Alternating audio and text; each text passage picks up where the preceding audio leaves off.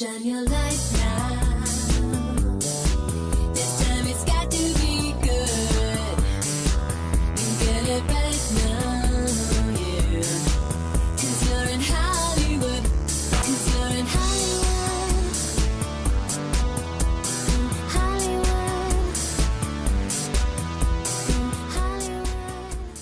What's going on, guys? On this episode of On the Set, I'm checking out Mortal Kombat 2, the sequel to the 2021 remake. The film starts off in Edenia, a peaceful world ruled by King Jared and his wife, Queen Sindel. They've had 9 losses in the Mortal Kombat tournament, and this is the 10th tournament. It comes down to Jared facing off against the ruler of Outworld, Shao Kahn, who seeks to claim Edenia as his own. After an intense fight, Shao Kahn kills Jared and forces the Edenians to bow to him.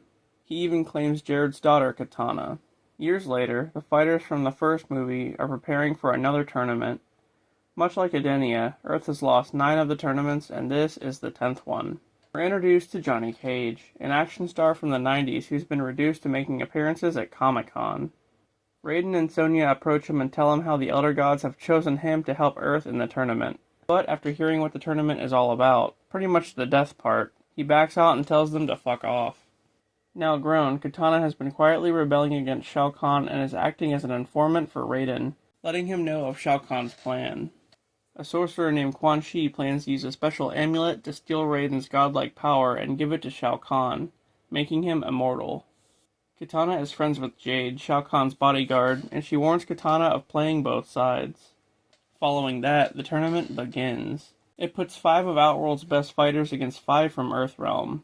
The first fight ends up being Kitana vs Johnny Cage. As Cage is elsewhere in a bar drinking, he suddenly gets teleported to the fight. Then he ends up losing, but despite Shao Kahn's demand, Kitana refuses to finish him.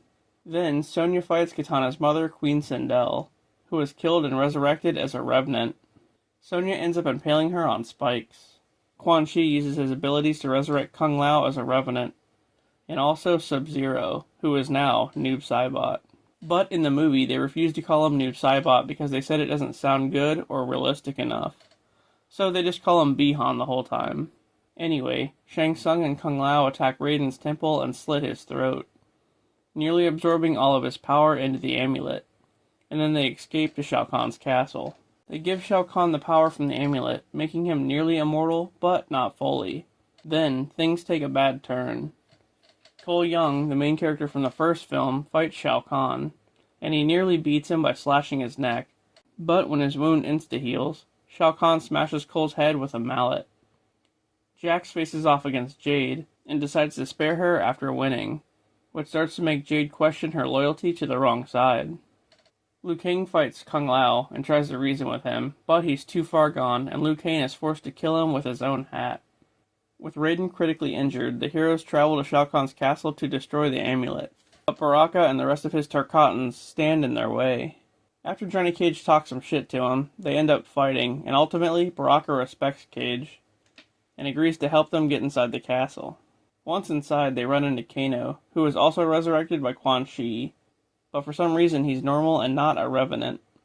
He agrees to join up with the heroes to take down Shao Kahn. When they spot the amulet, a huge fight breaks out with all of them fighting against Shao Kahn near his throne.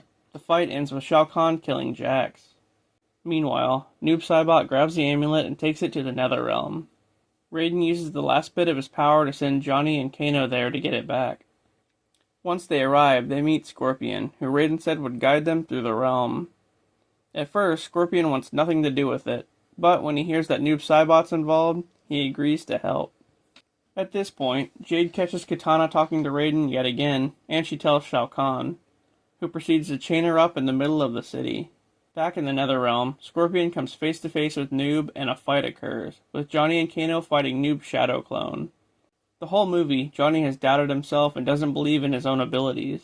Back in Edenia, Liu Kang and Sonya confront Shao Kahn and attack him, but he's just too strong.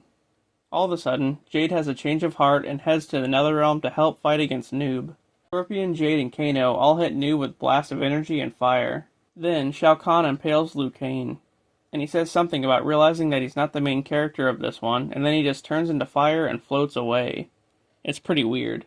Sonya frees Kitana, and it comes down to a final fight between her and Shao Kahn. Back in the Netherrealm, Johnny finally believes in himself and ends up shadow-kicking Noob off a cliff, destroying the amulet in the process. With Raiden's power returned to him, Shao Kahn is mortal again, and Kitana uses her fans to chop the top of his head off. Earth has won the tournament. Afterward, they're all sitting around a fire, where Johnny's telling Baraka that he pretty much single-handedly won the tournament. Then the remaining heroes band together to retrieve the friends they've lost. The end. Well, this movie was pretty awesome. The fight scenes were even better than the first movie. I will say that it was pretty much the Kitana and Johnny Cage show. But that's alright. Carl Urban was great. Also, Noob Saibot was a highlight. That's right, Noob.